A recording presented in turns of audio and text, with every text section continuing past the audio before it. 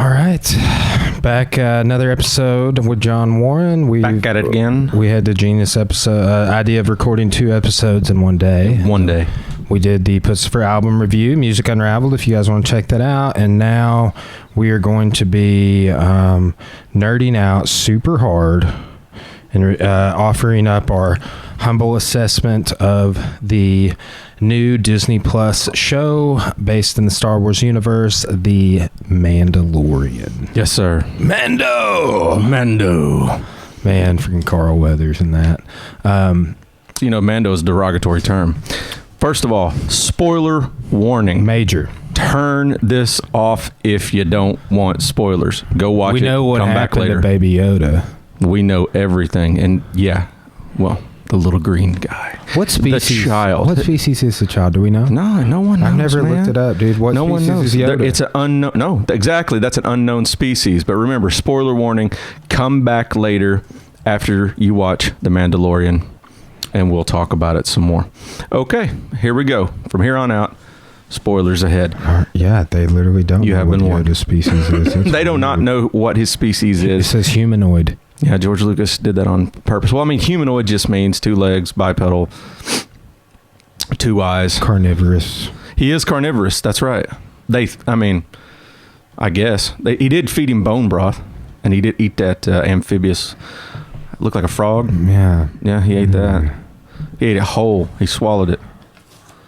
Yeah. Yeah. No. The original Yoda was fascinating in comparison to like what they did with him in the prequels. Now, according to Quill, I was listening to him real close as he was talking about the child. I'm just going to refer to him as the child because I think that's officially what he goes by in the Disney universe. This is the way. This is the way, bro. I added the bro to it. Okay. Quill was the Ugnaught, all right, which is a porcine species. And by porcine, I mean pig-like. There's lots of different species in the world of Star Wars. Porcine being pig-like. If it was feline, it'd be cat-like. If it was ursine, it would be bear-like. And of course, I've never seen an ursine species, but I have seen a felinoid. And there's porcinoid, as in you might have seen the Gamorrean guards off of Return of the Jedi. Yeah. Those are similar to an Ugnaught. For sure. You think about it, yeah, those are porcine, and except Ugnaughts, whereas a Gamorrean might be more like what you would associate an orc to be. Yeah. The Ugnaught might be the goblin. He's more industrious. He'll work himself so much harder than any human would. Now, humans make up the vast majority, like 90% of the entire Star Wars galaxy. They are, go forth and multiply. Yeah, we did. They take up so much of it. They have multiplied and mixed bred, and they can interbreed with a lot of near humans. Now, several near humans different. Near human is literally what it sounds like, near human. You've either got humanoid, which usually means sentient and alien, and then near human, which is near human. I don't have a better explanation for it, but what I separate it in my head, I think of, they can breed. A lot of them can breed with humans. So actually, when you think of a Twilek with the Leku, those are head tails for those of you who don't know. Yeah, like in the 6th episode where he's busting the brother and sister. Well, no. The episode of the show. Yeah, the brother and sister, they have that, right? The criminals. Yes, yeah. Those. Yeah, I have a lot to say about those two. We can talk about that episode. That's why we're here. Yeah. Okay. Well, they show a lot of those. Now you can call them Twilek, rhyme with twin, rhyme with tweed, or Twilek. I have heard that all 3. I was literally Googling this before I came in here because I've always called them Twilek or Twilek. And then I watched Mandalorian and they're like, Twilek. And I'm like, shit, I don't know anything anymore. Sorry, I didn't mean to cuss. I'm going to try to keep this one cuss free, guys, for the kids. Actually, they can breed with humans. Yeah, because they're near what the man is. Okay, so is the Mandalorian's character in the show? He is human. Yes. Yeah. Absolutely. And apparently he was hooking up with. Well, there's a lot of interspecies hooking up. A lot of got it on. A lot of getting it on. Whoa, hey. And the thing is, people find for the rest of the show, I'm just going to call them Twi'leks. People find them quite attractive because their Leku hanging down there are erogenous zones. Very erogenous. So erogenous and so sensitive that if you were to walk up to one of them and just go on the Leku, they might pass out. They might knock them out. and their brain stems like extend into their leku. So fun fact for everybody: if you ever see a Twilek, just walk up to it. You might knock them out. That's sexual assault. Don't do that. So, but it's also, I mean, a lot of people, they're it's very attractive too, in a sense. So everybody likes them. They're beautiful. But yeah, apparently Mando hooked up with the sister. But one thing I didn't understand is the males are sexually dimorphic from the females. The females don't have what we consider normal ears. They have ear cones. Okay? They're like hollow, and that's how they hear. And the males usually kind of have more of a pointed ear. Doesn't really show that on either one of them. And the males also have like a testosterone bump, like a fish. You ever seen a fish with a big bulb on top of its head filled with testosterone? The males get that on their foreheads. They get two of them, two big bulbs up here, two big old testosterone bulbs. Like, yeah, look at me. It's kind of signifies I'm it's very masculine. They kind of showed that on his forehead, but also they gave them both fangs. They are not a carnivorous species. In fact, they usually, from their planet of Ryloth, they usually eat fungus. So I was like, why do they got fangs? And then she was all and hissing with their fangs. I'm like, why she got fangs, bro? Interesting. Okay, so I just nerded the hell out. You did, but that's why I had you on. Yeah, so you're my consultant. you're like a consultant for the podcast about all these things. All right, John, hold on, I'm going to need a phone, John, on this. Yeah. So I was just peacocking about some knowledge, y'all. Okay, so we brought some friends along with us. We got a porg, everyone's least favorite Star Wars animal. My mom thinks that they have the devil's eyes, like a doll's eyes, like Jaws. Chewie must have thought that too, because in what was it, Rise of Skywalker, he ate one, dude. That's so funny, and like he scares off the one porgs, and the other one's sitting there like, dude, you ate my best friend. Brian texts me, he's like, what does porg taste like? And I'm like, I would guess like puffin, which is like if you smoke it, it tastes like beef jerky and fish mixed. So I think I know what porg tastes like. Most people would think, chicken, but I think it'd be a little bit fishy. It looked kind of chickeny. It looked like a rotisserie chicken the way that Chewie had served it up. Yeah. Yeah. I asked my son what it would taste like, and he said, I don't think it would taste quite like deep fried Nuna. So if you think I know a lot about Star Wars, ask my 15-year-old son. Apparently he knows a lot more. Dude, I've been nerding out so hard. After I saw Rise of Skywalker, I came home and I watched all 8 of the other movies. I'd recently watched Solo. I didn't watch Rogue One this go around, but I've seen it 3 times at least. So I just worked my way back through and was watching Mandalorian. I've seen several episodes multiple times. Yeah. But and it helped me the second time, I believe, watching Rise of Skywalker. I had a better Yeah, I saw it twice. I really enjoyed it the second time. The first time. I had some disappointments and some emotions, but I did like it more the second time I saw it. And things that I was like being critical about, I kind of got it a little bit more. Yeah, like in a contextual sense. But let me introduce the rest of these guys. This is a Rancor from 1986, Return of the Jedi. My brother got this for me in 1986.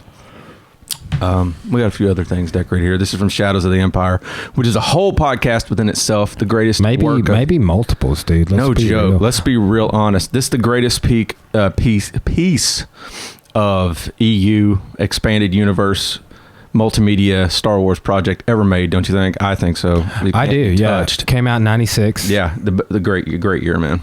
Great year. That is right when they were vamping up to start pushing the remastered. Oh yes, A New Hope come out in 97 or 99? See, that's true. I think it's 97, 99, 01. They did I saw them all, but I forgot what year it was. I got the posters in my room. Then they did episode 1. Yeah. Like that was how they corresponded it. But man, so I've been collecting all of that run of action figures from when I was a kid. It was a golden era. That's when everything came back out, and I had the Star Wars Insider magazine coming to my house. I've got a couple of those in my card on eBay, bro. All right, see. The episodes that contain the Shadows of the Empire. Yeah. I would really I haven't decided what I'm going to do with all this stuff. So I'm trying to purchase all of the merchandise from that franchise, right? And then which, think about this. like filming each individual thing, not necessarily like us or whatever, but then doing a voiceover narration of all of the sets, because there's the Micro Machine sets, there's the action figure sets. Yeah. There's like, this is just like, there's two model lines. One, you make the model yourself of like the Virago, Shizor's ship. Right. His Black Sun Virago. Yeah. But then there's the Micro Machine sets. There's magazines. There's the trading cards. There's the gold trading. There's all that, and there's 100 cards outside of these that I got coming. About his fighter ship. Well, there's 90 cards, and then there's 10 inserts from just Topps trading cards. And then there's, like we said earlier, there's the video game. So with all that, we're gonna. I think we could break that up and just like review the book. Maybe review the comics. There's a couple really cool figs that came out in that time too. There was the Bounty Hunter edition Chewie with the dyed Wookiee hair. I got it coming, dude. He had the cybernetic stuff going on. He was just so sweet. And disguised as a bounty hunter. Yeah, he looked awesome though, man. He looked so cool. And then of course Dash Rendar is my all-time new character. Favorite. And he was just so good. And he had the YT 2400, which is the Outrider. Which it says in the book that it was fully chrome and against the backdrop of space looked nearly invisible. And I was like, that's the coolest thing I've ever heard. And I loved that ship. It's to this day, it's my favorite ship. The Outrider. The YT 2400 is my favorite model of ship in the Star Wars universe by far. And him and Han were always like, my ship's faster. No, my ship's faster. But I honestly believe the YT 2400, because it was an upgrade from the YT 1300, which is Millennium Falcon's YT 1300. They do look similar. Well, they're both Corellian. Yeah. Man, what was I seeing that? So there's a 2-pack from that era that was Boba Fett and an IG-88 bounty hunter droid. Right, I got that 2-pack coming. Yeah. But all the 2-packs that they sold had the comics in them. So like I got a set of the 6 comics, and then I got all the comics in the package. Yeah, that's a really good comic too that came with that one. It was. That was my first Shadows of the Empire comic I ever got. Got a 11 a.m. podcast confirmed with Chris Housenick. We're going to talk about the new film a little bit, and then we're going to, or actually we're taking the slant. We're going to talk just new trilogy context, just new trilogy. But we're talking about everything on the one. We're having one on Tuesday with Thurman, Julie, and Josh. So it'll be super cool.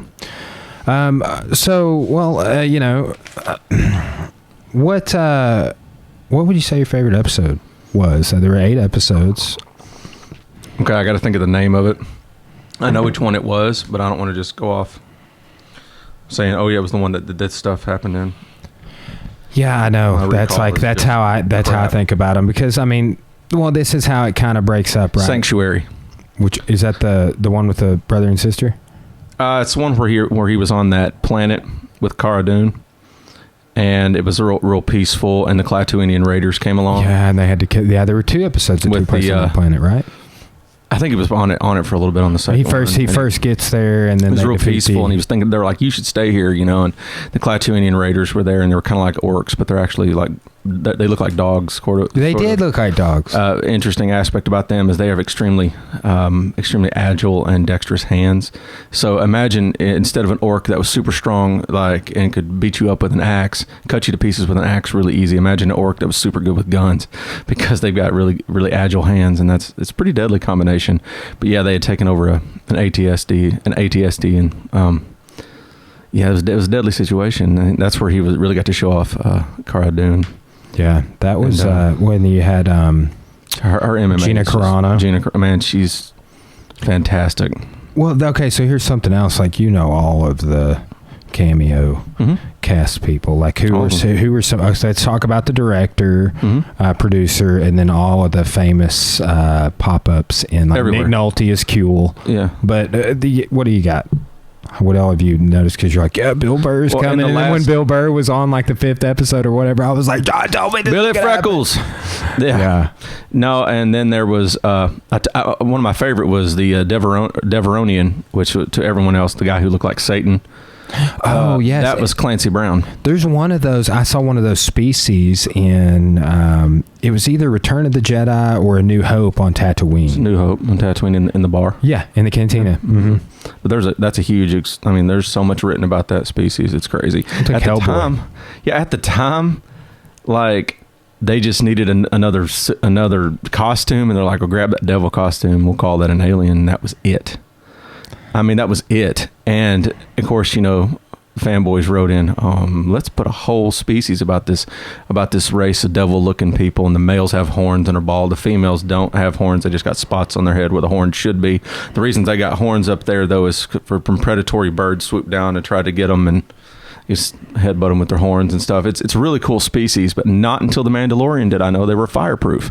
I knew that they had 2 livers and that they could ingest poisons and be fine. And a real devilish thing about them is that they could ingest sulfur, and it made them super strong and really tough for a little bit, but it did damage if they did too much of it. So, bro, you're blowing my freaking mind right now. That's just one. Let's keep going. Okay, so sidebar question about yourself. Like, do you know this much stuff about a bunch of other things? Yeah, I think so. I'm a jackass of all trades. Yeah, dude, that's have you ever had an IQ test done? Yeah. What'd you score? 160. Wow. Yeah, which means you suffer more than most people. Isn't that crazy? But I know that's not a bragging thing. That's actually horrible. Most brain surgeons, and this isn't a joke, most brain surgeons' IQs are around 110 or so, because they don't get lost and they don't suffer from it, and they can actually do their job, and they don't have all the disorders that come with it. That's interesting. I never really thought about that. I just assumed they had just had the disorders. No, because they can't. Yeah. No, dude, I've got rapid cycling bipolar disorder that's completely disabling. No, it's no. There's a cost, man, to everything. Yeah, it's a weird thing. Is that the higher your IQ goes, there seems to be more baggage that comes with it, like the way you view the world, the way you interpret things. No, it's terrible. Yeah, I had to taken several psychology classes, and one of them we had to do a full 3-hour psychological evaluation, and it took 3 hours, and it was at Tech, actually, back when I went to Tech before I started going to U of O, and he was congratulating me, but he said, he pulled me off to the side of the class. He's like, it's a really good score, but he said, but there's a problem. You've also got the highest anger scores currently in Arkansas. And I was like, what? Because I was like, 20 years old, I was like, what does that mean? I didn't even know that. And he's like, it means you probably need to see a doctor. So, there's a cost to everything. Yeah. I didn't feel angry at all about anything. So, there's a cost to everything. I have to take Topamax and all kinds of other drugs just to level myself out every day. So, what's freaking there's a lot crazy. of people listening to this that will understand that. That's why it's hard for me to even keep up with my words, because my mind's maybe 10,000 times faster than my mouth can. That's why I have an actual stutter that I've had to take therapy and learn to go around. Now I'm starting to think about it. I'm starting to stutter. See, so man, it's you got bullied when you were a kid. We talked about that before. Yeah, got quite a bit. I remember when I first kind of started hanging out with you, like, that was something that was still fresh on your mind, Mm-hmm. And isn't it that defines us? Like, and let's just say bullying is one thing, but like trauma of any kind that happens when you're a kid, and people can assess trauma in whatever ways they want. I don't because you'll get, I went through the World War II in Vietnam, and it's like, yes, thank you for that. But that doesn't discredit what people go through. Like, just because you did this and you're super fucked up and then you raised a fucked up kid, you know what I'm saying? Like the cycle of trauma of you went through this horrible Vietnam War experience and then you had a kid. Typically this is sort of, and then you had all this post-traumatic stress and you didn't talk about it and you didn't deal with it in many cases. And then the kid is traumatized by being raised by this, and then they have a kid, and it's a vicious cycle of trauma. within households, within family units. But that's childhood trauma can take so many different forms, but it seems to be the people that have been through a lot of trauma, like let's say a war, that talk shit and discredit, like, oh, you got bullied at school, big fucking deal, get over it, and it's like, I've never got how people just discredit that, and how we are so, like when people see somebody with a mental illness and it's apparent for people that know what mental illness looks like, and then you see somebody that doesn't know what mental illness is and they're making fun of that person, like that, like has started to really bother me. You know what I'm saying? Yeah, so I went and saw the new Joker movie. That is a great testament. And, well, here's the testament I got for it. So here we are. We should be talking about Star Wars. Sorry, guys, but I'm going to say one thing. It happens. We were sitting there, and I surround myself with intelligent people like yourself. And that's why I only got about 5 friends that I really spend time with. I got 1,000 acquaintances, but about 5 people that I treasure, Yeah, I mean, really, it's hard to maintain more relationships than that, honestly, on that kind of level. I mean, I know everybody, but I love, like, tiny, small circle. And I took those people with me to see Joker, and we were sitting there just, you seen it? Oh, yeah. So I was sitting there just couldn't make a sound. I was just like I was suffocating, and we all were. But the whole theater was busting a gut. Laughing, ha, ha, ha. And let me tell you something about the new Joker movie. Spoiler alert. There ain't a funny moment in the movie. Not one single funny moment. Not one. For a movie called Joker, there ain't a joke. Not one funny, hilarious moment. If you laughed, you're ignorant. You're ignorant to mental illness. So, like, everyone in there is laughing their butt off. And I'm thinking, that's our society is so blind to what is really going on beneath the noggins of the quiet individuals and the hurting, the ones that can't do anything about it. And maybe they're just like, maybe they are just missing a little sodium bicarbonate in their brain. Maybe it's that easy to fix. Maybe it is just a chemical imbalance, or maybe they need some more real help. But they all need something, and it needs to be addressed. It does, man. Which, like, I've heard Joe Rogan say this, but it's like we have a mental health crisis. It's in bad. our country. Yeah. Which I really want to talk about Netflix today. I have a lot to say about Netflix today. Man, isn't it crazy how we've shifted to digital streaming culture?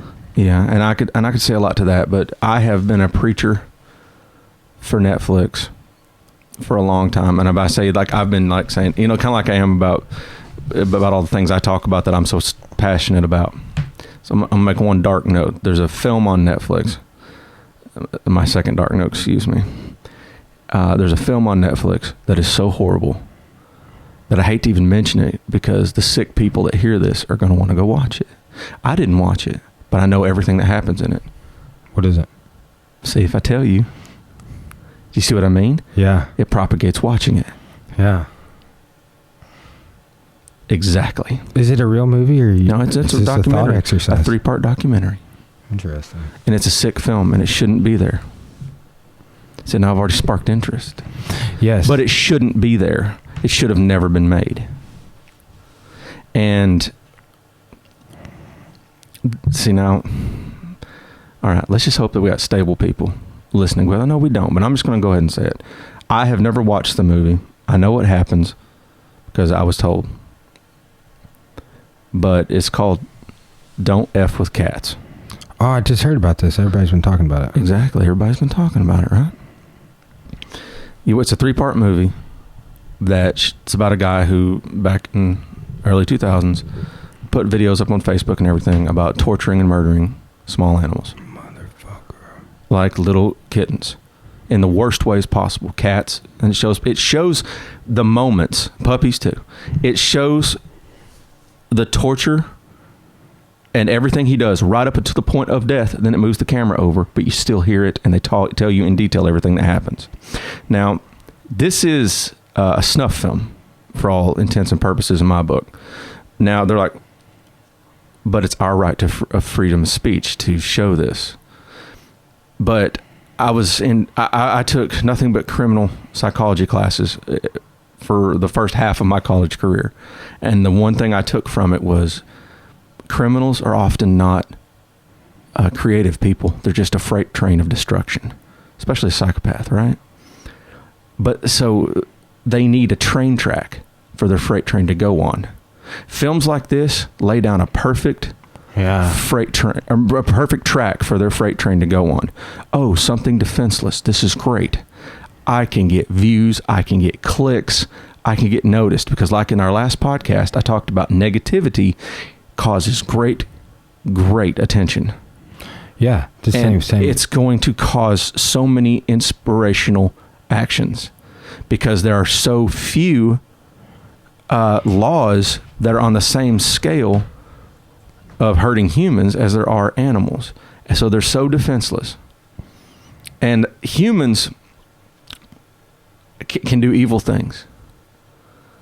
Animals, they can eat you when they're hungry. They can hurt you. They're territorial, but they're innocent of evil actions.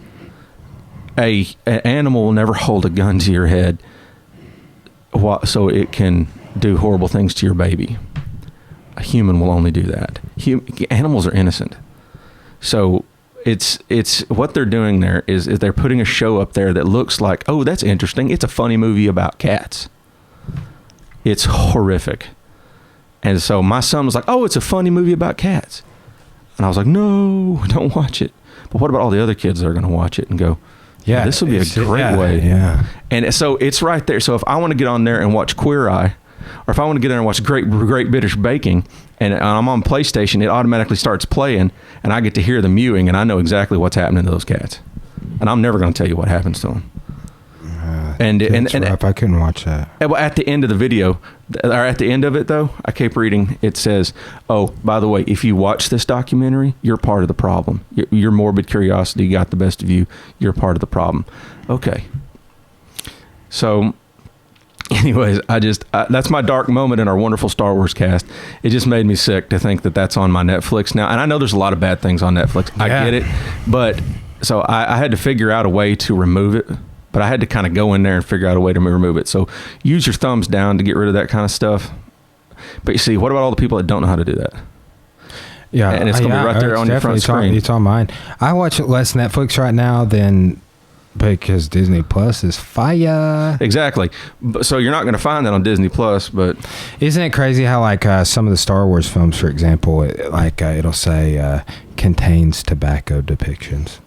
That's so we got Netflix over here, freaking Wild West, and we got Disney Plus being like, hey, when Lady and the Tramp was made, there's a little bit of racist some Chinese stereotype or Asian stereotypes. We're really sorry about it. If you watch it, and they've got those disclaimers in the paragraph write-ups, and then like that's at the beginning, like right when it's like showing you the text on Star Wars films like contains tobacco depictions. I'm like, damn, man. Well, I mean, they say, if we tell them to take that film down, it's like attacking their free speech. And I was like, since when is like showing a terroristic or threatening or horrific action like that? That's not really freedom of speech, though, is it? You know what I mean? Yeah, that's the big debate, man, is whether we want when it becomes harm, negativity and evil that's real, Yeah.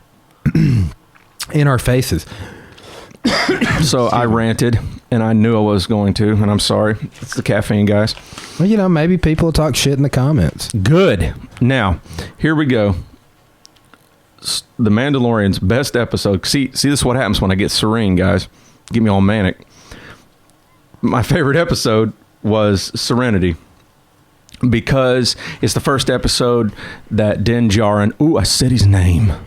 Yeah, Din Djarin. That's he took his helmet off. Yeah, and he's not a living thing. He took his helmet off. He ate dinner, and you know what a big deal that was, because it says, "I'm just a guy. I'm just a living thing. I'm not a robot like some people, I guess, might have thought. I'm just a dude going to eat my dinner. I take my helmet off to eat," because for some reason people were wondering, how did he eat in that thing? So, yeah, you know, he shows him take his helmet off, but he's not in front of anybody. He has a private little dinner. He's got a happy little life there. I liked it. It was a peaceful episode. What did you think about seeing his face in the last episode? I mean, I knew who he was. The whole time I'm wondering, is he going to have that cool mustache that he always has, the Pedro Pascal Narcos mustache that makes every man want to have a mustache? So I'm thinking, is he going to have the mustache or not? And then it shows he didn't have the mustache. He was clean shaven, right? And then in the concept art at the end, he had the mustache. Yeah. So I don't know. I guess he made a last minute decision. Who knows? I wonder. Okay, so I don't know I can't remember the actor's name, but he plays Gus Fring in Breaking Bad. Moff Gideon. Oh yeah. That's a cool cameo. That's like the one of the coolest villains ever in Breaking Bad. He wasn't very different, it seemed like, from his Breaking Bad character. Because have you seen Breaking Bad? Oh God, yeah. Yeah, me several times, dude. Yeah, I haven't seen El Camino. I've seen El Camino. It's good. It's good. And Better Call Saul. It's good. I haven't seen Better Call Saul yet. It's good, dude. Yeah, I know. It's good. I'm behind. It's good. I know. I'm so behind. Now, did you like the Darksaber that he broke out of? That was interesting. Straight up out of Clone Wars and Rebels. I'm not going to spoil any of that because that's too much spoilage in one little podcast here. But that's Pre Vizsla's Darksaber. He fought with that like a bad mofo, man. And then it went to Darth Maul when he killed Pre Vizsla. And then it eventually, in the Night Sisters cave, it went to Sabine Wren. I'll just stop there. Sabine Wren. Do you know anything about this Moff Gideon character? No, not enough. Not enough. I haven't Wiki'd him. I haven't Wikipedia'd him because I don't want any spoilers, but I really hate spoilers, and here we are spoiling this for a lot of folks. But well, you know, honestly, man, I don't look a lot of stuff up. We're doing this on a Saturday, and if they haven't seen it yet, we will pass judgment on them. Well, it's not like we're putting up a big flag. Like we're not. We're posting a status. I will say spoilers in all caps. I'm sure. Sure. In the, right.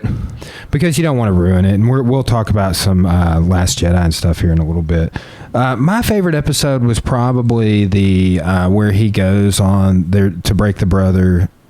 Out of the prison. That was just a super interesting episode. And we had the guy he plays in. You ever watch Sons of Anarchy? Had one of the bikers from Sons. He was like the guy running. Oh yeah, yeah. Oh dude, I know. I was so happy to see him. Yes, I was so happy to see him. He's one of my favorite actors, dude. He's so funny. What where do you think The Prisoner? Where do you think that this? You're talking about Rand. Yeah, his former partner Rand. Yeah. Where do you think that the Mandalorian fits, like in the canon, like in the current canon of, like, is it what you always wanted? Well, it's 5 years after Return of the Jedi. Of course, I've also read it 7 years, so I've read both. But. It's just like right after, and I like that. That's what I like about Shadows of the Empire. Is it's like. They've picked up that we appreciate this gap filling they do. I do. You know, the Clone Wars, I call it a cartoon, it's CGI, but it took place, the animated series, let's say, it took place, you know, between the Clone Wars and Revenge of the Sith. And then, of course, Rebels takes place between Revenge of the Sith and A New Hope. Is Rebels also animated? Yeah, and I hadn't seen either one of them. Clone Wars is good. It's very campy. How many episodes, Clone Wars? A bunch. Metric buttload. But Rebels is a lot less. I like Rebels a lot better, and I know flame away, but I like Rebels a lot better just because of the characters. But it's more entertaining and it's less campy. There's not the guy at the beginning doing the Flash Gordon. Back on the planet. You know, 121 episodes. See, it's a bit much, so I kind of pick and choose my favorites out of there. Really cool races in it. I mean, there's some really cool races in it. Man, I loved Species. I loved the. Oh, I thought you said race, and I'm like pod racing. Well, yeah, but species. That's funny. I'm getting a message about people that other Star Wars podcast I'm doing, and they're all coming from Clarksville, and they're like, "You want a carpool?" Carpool in for the podcast. So, man, I really. Mayfeld was Bill Burr's character. Okay. Yeah. Yeah, and he had the shoulder-mounted. Who was the guy that takes... dual wielding. So who was the blue guy with the gills that he arrests in the first episode, and then the guy said it wrong driving him out on the ice? I said all of that wrong in the last time. I said that was the wrong actor. It's actually Horatio Sands. I said it was a guy that plays with Panic. Oh, wow. George. Lopez. It's not him. Yeah. No, that was so terrible that I said that last time. It was good. It's Horatio Sands from Saturday Night Live. Yes. Yeah, that's who that was. Who's hilarious. Yeah. He's in the cowbell episode, dude. Right. And the thing was, the whole time I'm watching him do that, critically, it was said that, he's kind of out of place. He's kind of in his own world. He kind of created his own tiny little atmosphere that wasn't very Star Warsy. But I was great with it because I was like, no, he's fine. He's funny. And then that's a freaking Quarren right there next to him. So I'm squeeing over there at the Quarren, which is the guy who looks like a squid. I'm thinking, oh, that's cool. They're on the same, they're from the same place as Mon Calamari. They're always in a battle with them. They can interbreed with them. And Mon Calamari is, it's a trap. Yeah. Oh shit! Yeah. What's his name? Why did I just forget? There's an action figure about him. He's in Return of the Jedi. I just lost my mind. Doesn't he fly the Falcon in Return of the Jedi or something like that? No. Or he's on the Falcon. That's Nian Num. He's a Sulistan. I can't believe Admiral Ackbar. Oh, okay. Yeah. Bro, I have an idea about him, but yeah, he got when Carrie Fisher, Princess Leia in Episode 8, when when she got sucked out of the bridge. Yeah. He died then, which is so anticlimactic for Admiral freaking Ackbar of Return of the Jedi fame. In my opinion, wouldn't it have been cool if he would have been the one to have suicide flew? Yeah. Remember, the move that Laura Dern's character, when she light sped. Yeah, and blew kamikaze directly through them. Okay, wouldn't that have been cool if Admiral Ackbar would have done that? But I don't think they could have done it because this one guy said no, it wouldn't have worked because it would have become this huge meme where he would have been, hello Ackbar. That's funny. So that couldn't have worked, Yeah. But just a thought. Yeah. But it still would have been cool. Would have been a great ending for him because I love that character. Man, what do you think about Baby Yoda's character? That is fantastic. The thing setting the internet on fire. Well, is this an original by Favreau? For what? How do you say his last name? Favreau. I always say Favreau, but it's Favreau. John Favreau. Yeah. Yeah, who has been in so much stuff. Well, beyond that, he's just a fantastic director. He directed The Jungle Book and a whole bunch of Disney works. I think he did Lion King as well, didn't he? So he does everything. Yeah. Let's see what his filmography is. It's monstrous. You're gonna open up a portal. I looked it up yesterday, but right. What do you think about what he's done with this show and his? No, everyone loves it because he turned the Mandalorian. He turned Star Wars into the spaghetti western, and that's what it is. It's a space western, man, and that's what everyone wanted Star Wars to be, was a space western. So it brings back that New Hope feeling of when you're walking into a desert. It brings back the Tatooine, but he brought it even onto other planets. He did Clone Wars. 08 through 14. So and he also voiced Pre Vizsla. He also voiced the heavy Mando. The guy that got in the knife fight. They were just fighting with Din Djarin there for a minute. I'm gonna just call him Din Djarin now for our educated folks. Here's his films. Maid, Elf, Zathura, Iron Man 2. I did Zathura myself. That's a good movie. Yeah. Cowboys and Aliens, Chef, The Jungle Book, and The Lion King. He directed all those? Films directed by Favreau, yes. Bro, I didn't know he Cowboys and Aliens. Yeah, me either. That's a cool movie. I hadn't seen it in a long time. He's got several unreleased projects he's working on for Disney. Mandalorian just got picked up for a second season. It better. Yeah. That's cool that he did the Clone Wars. I like that. So I'm a big fan of the Mando's weapon setup. I mean, he's got the Beskar going on, right? Yeah. The Beskar armor. It's I wouldn't say blaster proof, but it can take a hit. Some of the best armor out there. And he's got the optics. Fantastic helmet. He never takes it off. It zooms in. It's got all that going on for it. Got a built-in flashlight type situation going up there, or light stick as I call them.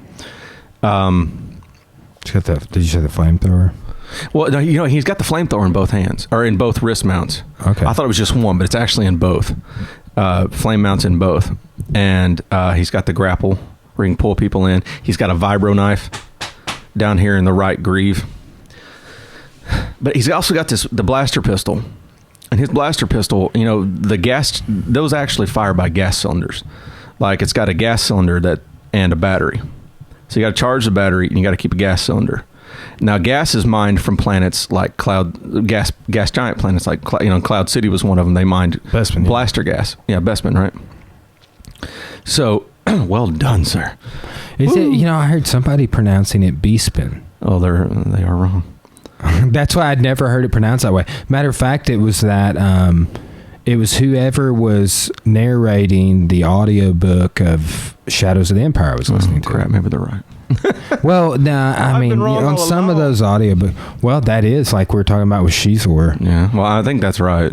Yeah. Shizor. I've looked it up many times because as a kid, I thought Zyzer sounded so cool. That's probably what I was calling. I don't even remember. But like when I started like looking into like the collections and stuff, I wasn't even looking for shit, but I saw these lots of Shadows of the Empire and I was like, I remember that. And then I just went down the rabbit hole, dude. So he's got that blaster, fires so many times, probably 300, 150, 300 times, maybe 400 times. I don't know that exact model, actually. I wish I could sit here and be like, it's model this, and this, but somebody will come in here and tell you that, if they're good. Now, the Disruptor rifle, those things are horrific. Yeah. Completely horrific, because, and his loads individual shells.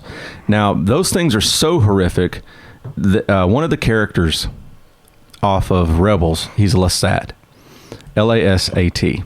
He's based on the original design of Chewbacca. What Chewbacca was going to be. They're big and purple. They got their feet, they're kind of like almost like a frog's feet, and they can actually prehensile with their feet. And he's really like 6'10", big old dude, pointy ears.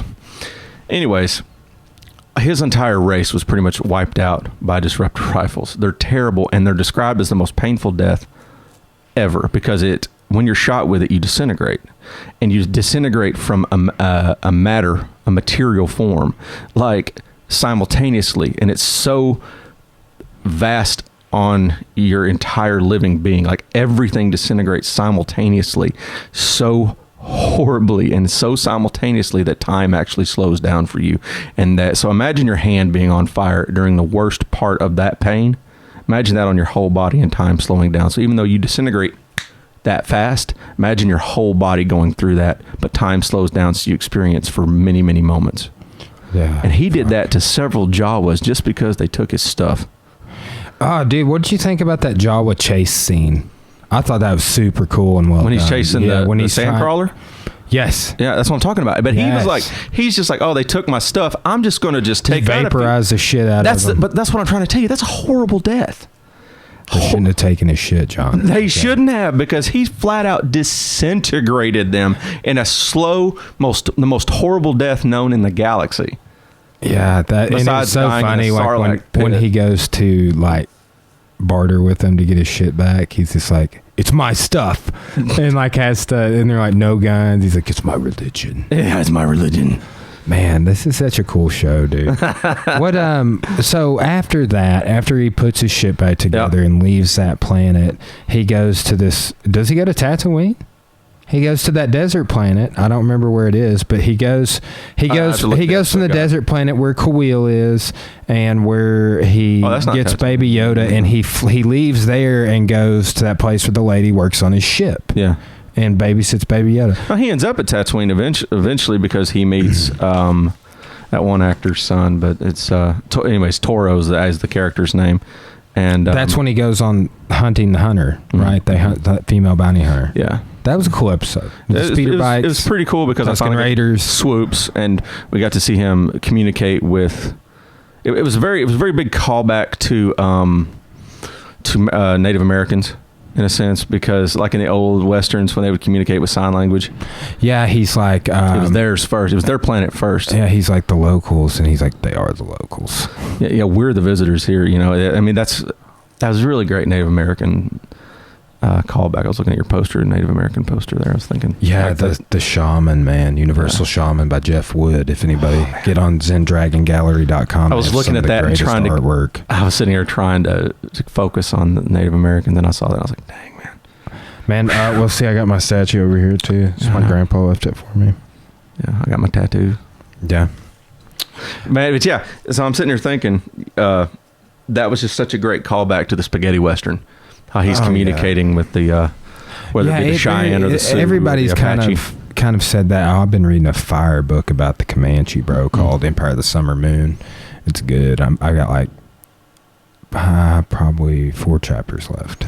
Well, I mean, really, he is, to me, he's Clint Eastwood in so many ways in this film, The Good and Bad and the Ugly, or in this series. I mean, he's kind of like The Good and the Bad and the Ugly, but it's also got that wonderful Star Wars twist. What do you? And it's kind of like Predator too. Do you have any predictions on the second season? Yeah, absolutely. Getting picked up. What do you think's going to happen? So all of my predictions came in the last episode because he kept calling him a foundling. You ready for my hype? It's too much. I'm gonna aim high. Okay, I'm gonna aim way too high here. But the whole time they're messing around in that armor, the armorer, you know, the female. Yeah. She's messing. Cool. Can I just say what I was looking forward to the whole time that never happened? What? Make the child a helmet. Make him a helmet. He's a foundling. Baby Yoda? Yeah. Yes, right. Make him some armor. Because she lived. Right. Oh, yeah. She went straight up collie with the 2 hammers, bro. I know. But she said he has no protection. Of course, that meant you're his father now, but I thought that meant he needs a little Beskar. He needs sponsoring. Look at all this Beskar here. Look at all this Beskar. And she said he needs protection. And I looked at my girlfriend. I said, ooh, she gonna make him a helmet, or they're gonna make him a gauntlet or something. And I'm just thinking, he's too young. You know, he's too young for training. I'm like, that's what's gonna happen. It's gonna be a Yoda Mandalorian. That's what's coming. Right. Oh my God, people. That's going to be wild, dude. It's going to be a Yoda Mandalorian because you don't have to be human. You don't. That's because she said it. Cara Dune, she said Mandalorian is not a species. It's a creed. Yeah, it is. It's like a religious creed type because he calls it his religion in that one episode. So I'm going to tell you what's coming. It's going to be, the child is going to be a Mandalorian. Can you fathom it for a minute? Because there's nothing cooler than that. Do this. Do the 3-finger thing. The 3-finger? Dude, don't Carl Weathers say that? But it's like, imagine you get the Mandalorian with the 3-finger thing. Oh. I want to know more. This has got me so fascinated. I want to know how it's going to... Okay, so what do you think about this? The Force healing. Mm-hmm. They tied that in with the new Star Wars film, Rise of Skywalker. Yeah, exactly. Yeah. Had you seen that in any other films? I don't remember. Not films. I'd seen it in games, and I. That's what somebody else said. Yes, Jan Stahl. I'm hoping to have him on the pod. He's a theater director here in town for Russellville High School's technical director. He used to be the director at Clarksville. So I had drama and stuff with. Yeah. But he said he had seen it on some of the video games. No, I didn't see it. I saw it on video games too, but I also seen it in the tabletop RPGs and stuff. Because, here comes my nerd moment. Me and my friends sit around and play a tabletop version of Star Wars like all the time. And it's... that's cool. I didn't like a D&D. Like D&D, but it's Star Wars. It's made by Fantasy Flight Games, and it's official, and it's the best thing in the world. I wonder, let's see if there's Shadows of the Empire RPG. No, but that's in it. It's all encompassing. Oh, wow. That's cool. Yeah, there's pictures and everything of Dash Rendar and everything. And there is. The Falleen is a race in it. That's probably a big excuse to why I know so much of this stuff. So, Shadows of the Empire source book. Yeah. 1996, the official companion to the novel. No, yeah, but no, Fantasy. I always say Final Fantasy. Fantasy Flight Games makes Star Wars role playing books, and it's just like D&D, but you got your own Star Wars dice, and it's it's not as nerdy in my opinion, but of course it is. It's nerdier. Dude, that's cool. I had no idea that I mean, like, I had like an episode 1 Monopoly back in the day. No, it's too much fun. If you're a Star Wars fan, it's too much fun.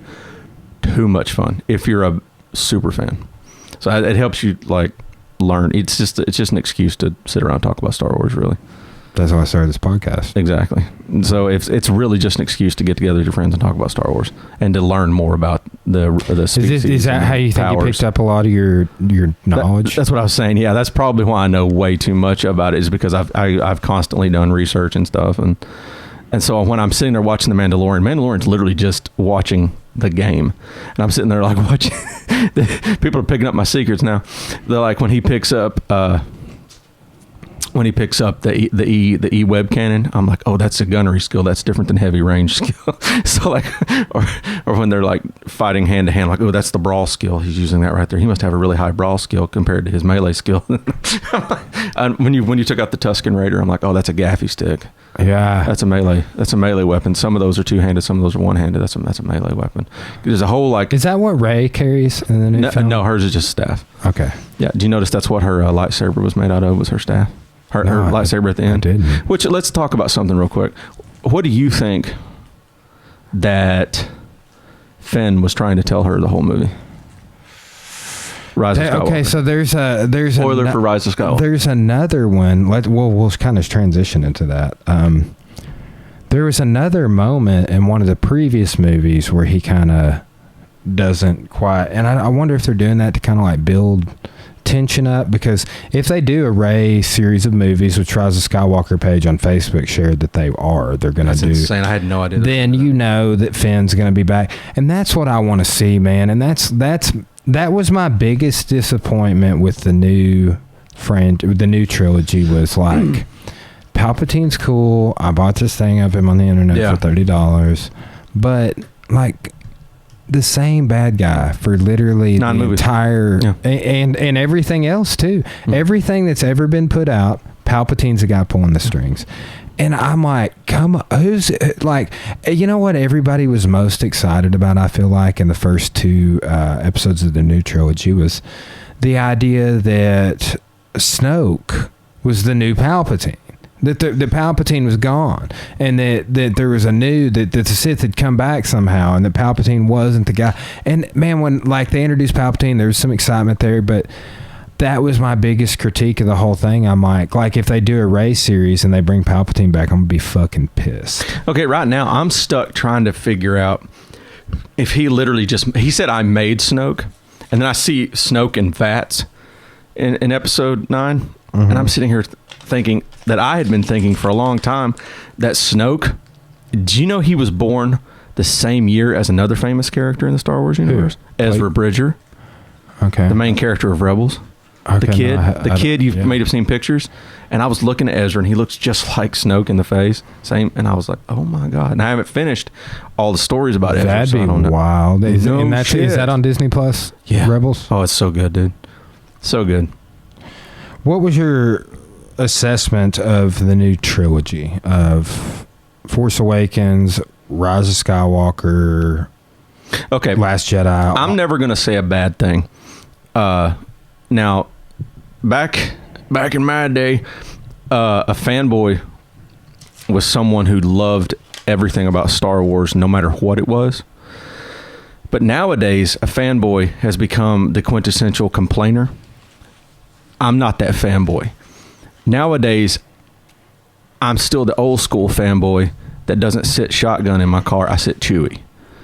I'm still just privileged to gaze into the window of my favorite galaxy for a couple hours. Or if it's a show for 20, 30 minutes. They can do no wrong to me. They could all come out and dance in tutus or sit at a table and drink calf the whole time. And you're like, we got more Star Wars. I don't care. It's just more Star Wars. It's my favorite fictional universe. It's my favorite galaxy far, far away. I don't care what they do. I don't care. I have picked my favorite galaxies. For some people, that's Tolkien. For some people, it's Harry Potter. For some people, it's The Godfather. For some people, it's Quentin Tarantino's universe. He made his own. There's some people, it's Stephen King. Okay, and I love all of those too. But that's my favorite because it's so vast. You can be anything. It's a place where medieval and pirate and cowboy meets space. It is the perfect quintessential opera of all things fantastical. So I look at every opportunity to gaze into that window for a couple hours as that exactly. It's an opportunity. Like childlike innocence, basically. It's mother's milk. Man, I enjoyed, like I said earlier, I don't know if we recorded or not, but I enjoyed Rise of Skywalker the second time more because I felt like I caught more, understood more. I understood more about like that end scene where Rey is hearing all the voices of the Jedi, but you also hear all the voices of the Sith, and it's just like you hear Vader in one vein, but you hear Hayden Christensen's Anakin in another. And it's you also hear Kanan Jarrus from Rebels. Yeah, okay. See, I'm looking forward. So I'll have to, Cora was just talking about wanting to start Clone Wars. That's what we're going to do next, is Clone Wars. Clone Wars is long, man. Clone Wars is long. Is it seasons? Yeah. It's so long and it's so hard to get through. You might give up. Most people give up. It's a lot of episodes. You might want to just go straight into Rebels. I'm sorry to say that. How many episodes are Rebels? It's doable. It's only 4 seasons. Okay. Yeah. And it's a direct sequel, pretty much. Not direct at all, but it is a sequel and has a lot of the same characters. And it's fresh. It's a little bit fresher, It's a lot easier to get through. Clone Wars is long. I'm going to take a lot of crap for saying this, but it's the truth, man. Yeah, well, unless you've got significant time. Are they 30 minutes? Yeah, about, yeah. Okay. But they're 23. So meaty, 14 years. Rebels takes place 14 years after Revenge of the Sith. Clone Wars, you got to be a fan. 5 years before A New Hope.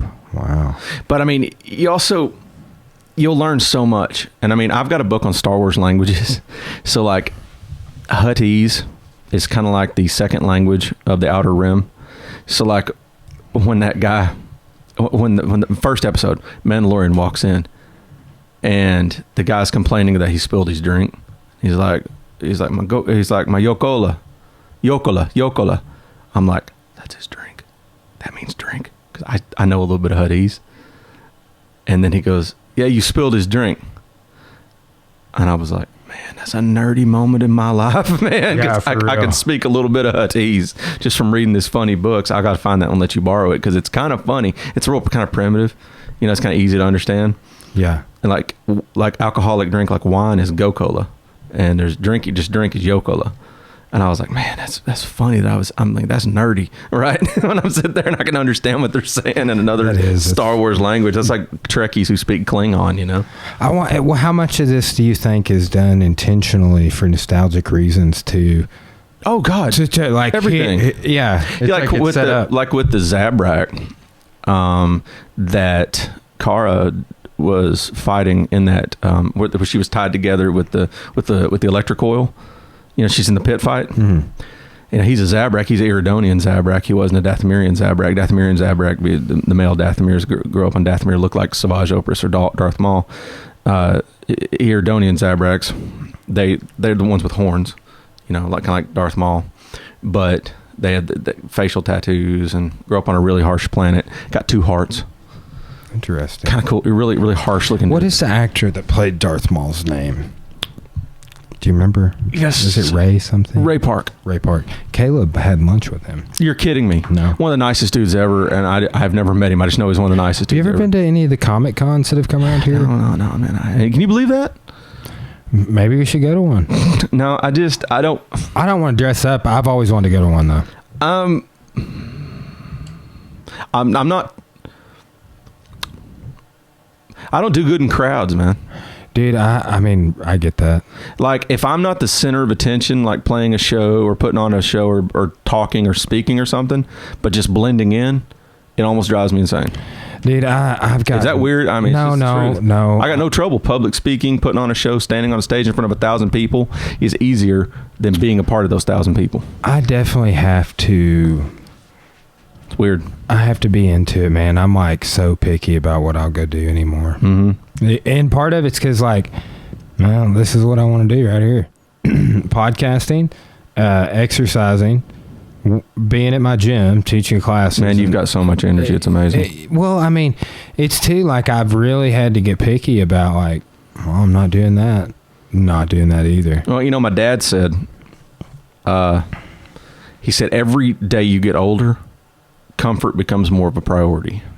Yeah, isn't that wild? I've been telling people this, like, just because it's cold outside, maybe. I mean, it hasn't been the last few days, but like the most gratitude I've had as of late is like I'll get home after the gym. It's like 8:30, right? Yeah. And I walk up.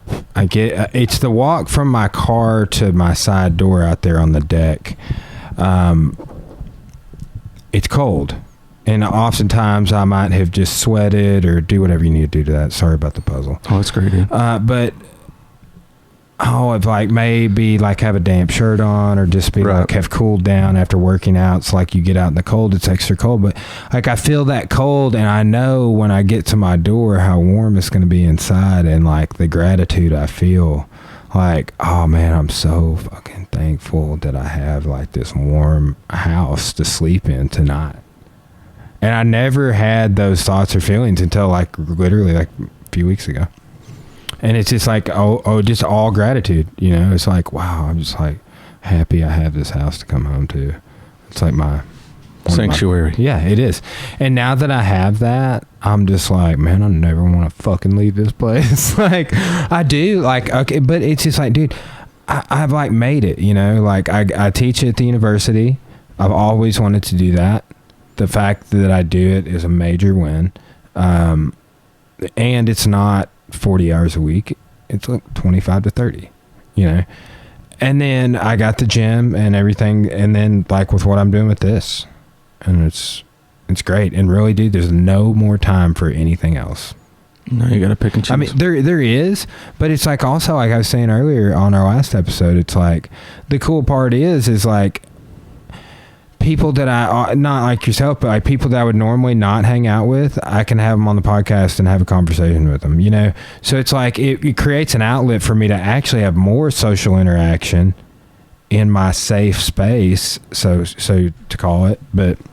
No, it's kind of what this is, though, really. It really is, man. And I'm really excited about, I'm going to have more comforts of home at the new studio and more places we could film an episode. So... like I got my whiskey barrel table that's in the music room. I'm going to put a couch in the new studios. I'm trying to get all of my music equipment in there. So let's say we do those tiny desk concerts. People don't have to really necessarily bring all their own equipment. We're going to have a portion of stuff that they could use. Like, yeah, bring your guitar. You can just jack into my orange amp. Are you okay with that?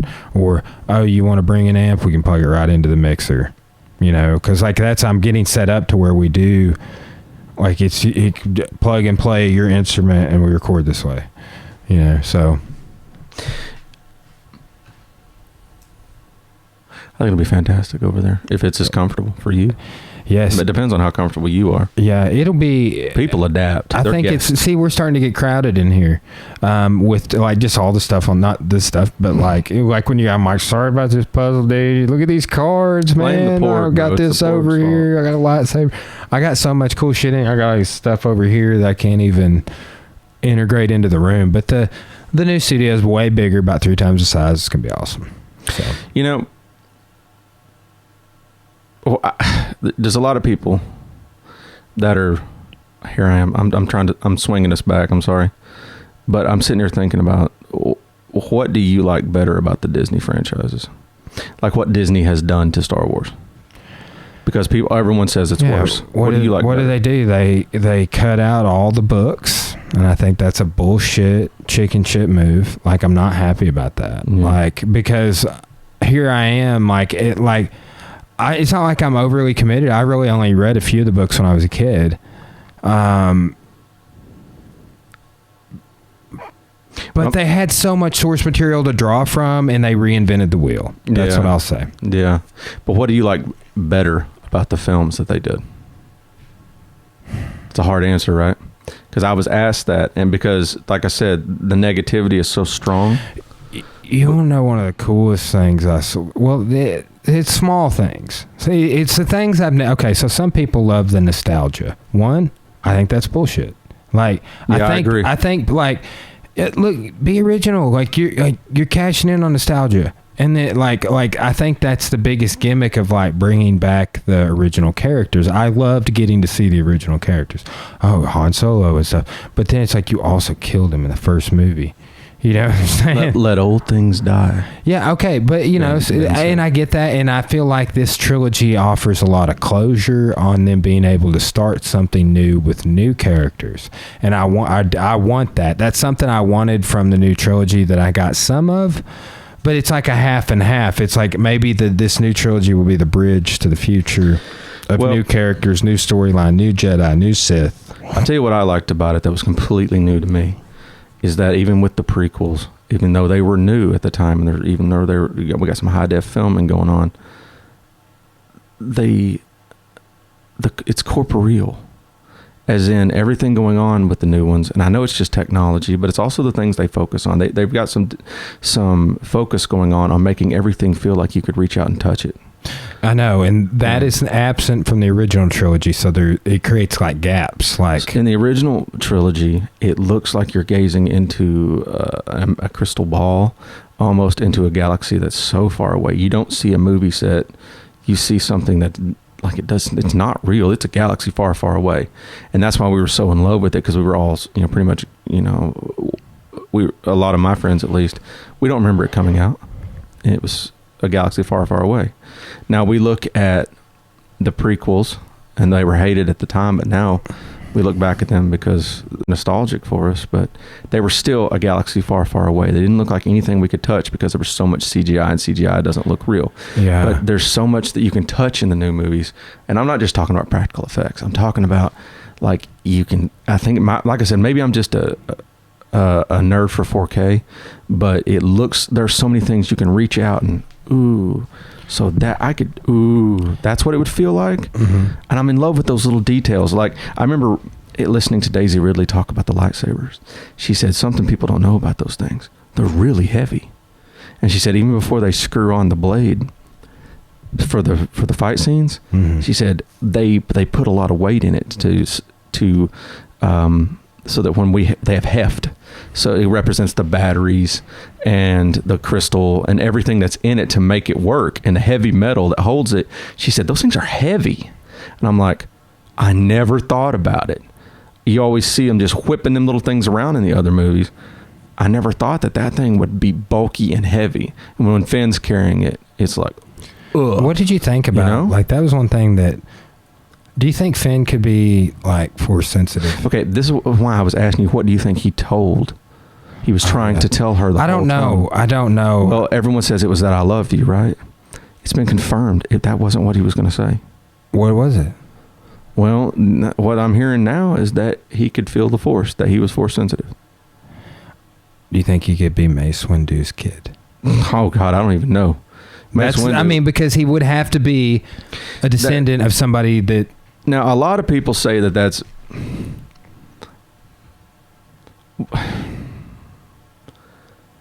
Is it racist to even say that? Because, it's just because you're right. Well, yeah, I mean, you look like what are the other black human characters? Right. Is it, or is it Lando? Yeah, well, okay, so the reason I discounted Lando is because he's not force sensitive. Right. Right. But, and the reason I was like, it's like, okay, well, yeah, like what are the only other person I could remember that everybody debates on coming back. Mm-hmm. And whether or not they died in that. Yeah, Mace Windu, when he, quote, died, like I read the other day, he was like 200 years old. Force. He's a gangster, dude. Well, I mean, practicing force users, it extends your life. Living force extends your lifespan quite a bit. Like I heard that Qui-Gon was like in his late 60s or something like that, and he didn't look it. Yeah, it's crazy how that works. One thing, I thought the new trilogy did a good job of bridging, like, the prequels, like you kind of mentioned it, almost too much CGI. Like it's because of like, man, all they did, 77 through 80, whatever, for original movies. They did those, and then they didn't do anything from 83 till they remastered the versions. That was controversial when they added scenes and shit in the new original trilogy. So we got through that decade. But I think if they would have kept going throughout done another trilogy at the end of the 80s and into the 90s, that we wouldn't notice these things. It would be more gradual. I kind of feel like it's out of place. I think that they did the first trilogy, and then we're like, waited too long, did the prequels, and then the prequels were so far technologically advanced in comparison, like if you put them up against each other. And I think they tried to scale back the new trilogy to kind of compensate for that complaint. And I think that it's like, it worked, but it's like, it's honestly like the flow of it, I don't know. It's very interesting to me because, like, when I see like with the Senate and shit in the prequels, right, I'm like, that don't look like anything from the other two trilogies.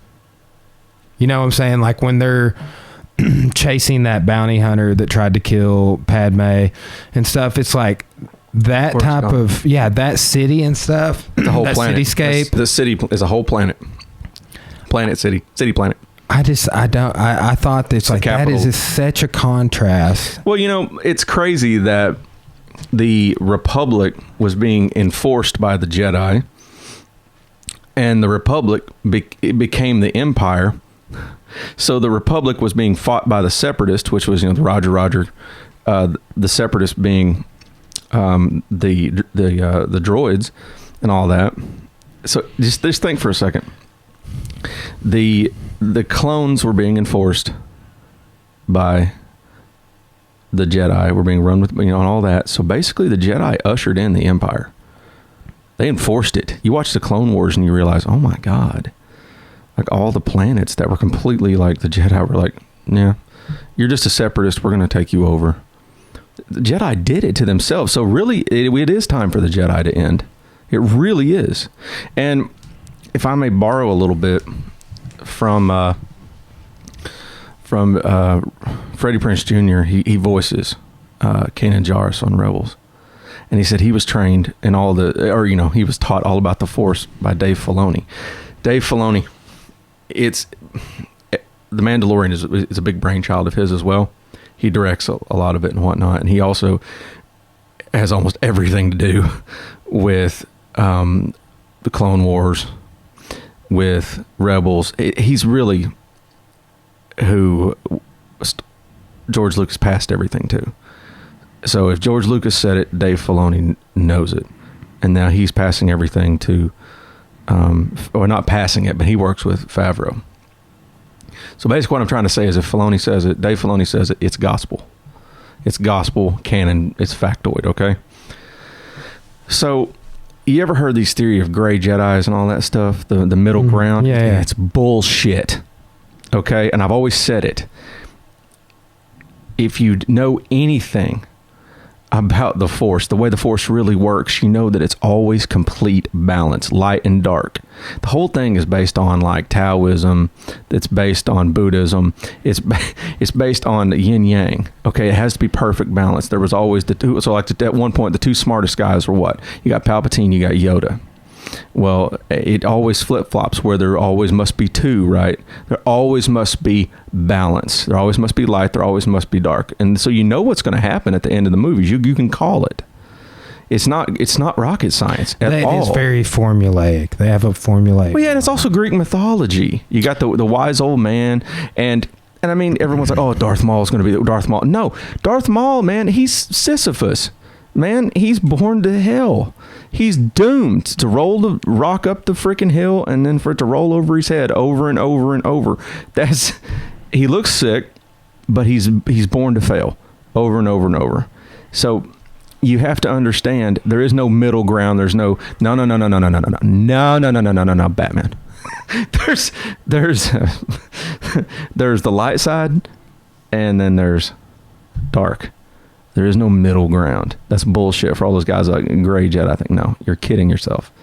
You can't have your cake and eat it too. You know, every time I sell somebody a black gi at the gym, I'm like, you ever seen the original Star Wars trilogy? And they're like, yeah. And I'm like, you know, in Return of the Jedi, where Luke comes back and he's wearing the black outfit. That's you right now. Yeah. And they're just like, thanks, man. It's freaking funny. Dude, what'd you think about how they integrated the jetpack into the last episode? I thought it was... he was a little bit too good with it. He was. I know. It was very... I'm just talking shit. It was very... because she was like, don't use this shit. And then like 5 minutes later, I thought they should have like showed him like really screwing it up, like going off and landing a little bit well. Yeah.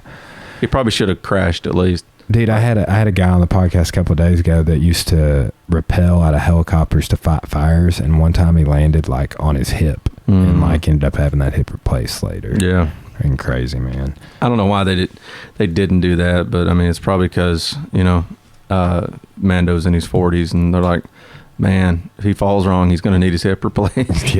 I mean, that's like I've known many people who've been like paratroopers. Paratroopers a good way to lose your knees, man. Yeah, well, Caleb's dad, he got injured in a bad jump one time for sure. You're not going to keep your legs paratrooping. Man, that's rough.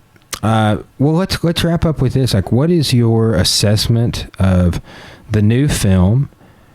And like, what is the future of the universe going to be with Star Wars? Like after this new trilogy, because we got Mandalorian. Yeah. Like, I mean, because Season 2. Episode 8 came out after Rise of Skywalker. We've got this potential new trilogy. We've got more potential bridge movies. Rumored Kenobi film or show. Captain Cassian. Okay. I've So heard like, about that. Well, just tell me what you want to see, what you would like to see, what your theories are, and what your assessment of the new film is. My we'll wrap it up. theory is that the child, everyone calls Baby Yoda, but the child will, if they don't find his species, I think he will become a Mandalorian of such.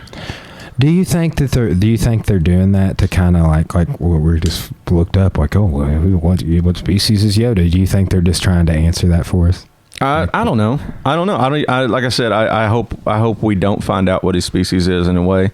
I hope that they don't find out. I hope he just becomes a Mandalorian. That becomes his creed. I think that would be amazing. Because can you imagine the little armor? I think it would just be the coolest thing ever. I know, and it's he amazing. would be super small too. Because look how Yoda is. He's like third the size of a human being. Yeah, like Luke or somebody. Right. And I mean, I'm be sick. Agility based. What was your thoughts on Rise of Skywalker? I thought they packed a lot of great things in 2 hours and 22 minutes. Could it have been 2 movies? If they packed a lot more into it. I didn't think it was too packed. I didn't think it was too jaw-droppingly packed. I enjoyed every minute of it. I would have loved to see 2 movies because that would have been an opportunity to see more Star Wars. Yeah. Simple as that. Whatever they have coming for us in the future, I'm ready for it. I'm ready. I just want it. I don't care what it is. I'm that guy. And there's few of us because I'm not a critic. I'm just a fan. Yeah, that's a good mindset, dude. Yeah. Positive, all positive for me, man. It's one of the only things in the world that you're never going to hear bad things from my mouth about. I have no critiques, all positive vibes about Star Wars. It's my happy place.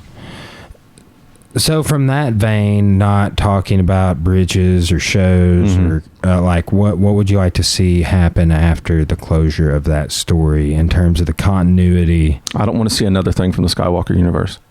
You want the Skywalker, and maybe that's what, like I said, maybe that's what they did, is they were trying to end the Skywalker line. Yeah, I want something new and possibly without lightsabers, like no Jedi, maybe some magic, like from Dathomir, maybe some other versions of the Force. The Force has many names. Some call it magic. Some call it some call it the dark side. They call it Bogan, in the light, or Ashla is the light side, or Bendu lies in the middle. I love how 3PO is like, I can't say this language because it's forbidden. Yeah, that was he kind of stole the movie. Yeah. Oh yeah. Hey. That was funny. I kind of want to see the Force maybe in other forms and more of a magic, or not seen at all. Well, I know we saw the lightsaber in the very end of the last film or whatever, but I would like to see them do I don't want to say sequel, but a follow-up to the ending of Solo when it showed Maul. I'd kind of like to see I would that like go to somewhere. see them make Solo a trilogy of its own. I don't know if they will. I think what they'll probably do is continue that in a show. I could see that, and then somebody was talking about how they could make Solo a trilogy in this regard. Mm-hmm. A Han movie, you go more into Lando in the second movie, maybe perhaps the Shadow of the Empire run, but also Boba Fett. Mm-hmm. Like that's what they could do with the Han vein, is they could do more Boba Fett. And they could do more Lando Calrissian. Everybody wanted to see Boba Fett show up in this show. I think that's why we are aping over the Mandalorian so much. I think that's why he was brought back in the prequels, is because one of the most fascinating characters in the original trilogy, hands down. Mm-hmm. So, yeah. Well, right on, dude. Mm-hmm. Well, let's go ahead and wrap it up. So we'll do a future episode. I'll hit you up in a couple weeks once I get kind of settled back in with the semester. I'm down. And we'll do Shadows of the Empire review. And yeah, dude, I just like this freaking guy in his hair. That's a bantha. Fun fact: freaking Lego blue milk Jawa right here. Blue milk from a bantha. For those of you who don't know, it tastes a bit like orange blossom. How exotic is that? What was it that Luke was drinking practically straight out of the teat in Rise of Skywalker? The green stuff. No, it was straight out the boob, man. Yeah, I forgot what those are called. Oh my God, there's some good trivia. Wipes his mouth off. Yeah. Like that scene really bothered this friend of mine that's a Star Wars fan. No, I loved that, it. and he hated porgs. Well, like, there's got to be a weird creature in all the films. If it's not, I mean, porgs aren't sentient, and that animal that he was getting some straight up titty milk from wasn't sentient, but the Ewoks were. But there's always a strange little animal. Oh, I love how they showed the Ewoks in the last. It was a nice callback. Well, it was. Harrison Ford hated him. Exegol being in that same system that Endor is on, like that made sense too. Somebody leave in the comments what the alien was that he was getting some lovely milk from. Yeah. Well, right on, dude. Other episodes I have coming up. We got Chris Housenick coming on the show, our resident political scientist. Josh Wilson and the Storings are going to come on Tuesday. You remember, Awesome. Do you know Ben Aiken? Yeah. He's coming on tomorrow, dude. What? Yeah, he's coming on tomorrow.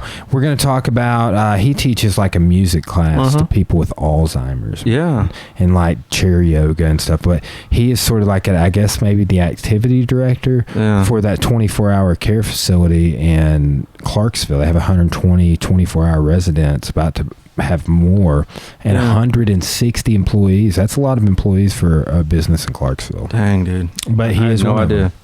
Yeah, his whole family is super creative. So tune in. We're going to talk about all sorts of stuff. No, I've heard his music. Yeah, he writes incredible. Everything: poetry, music, lyrics. That's awesome. Can sing too. Yeah.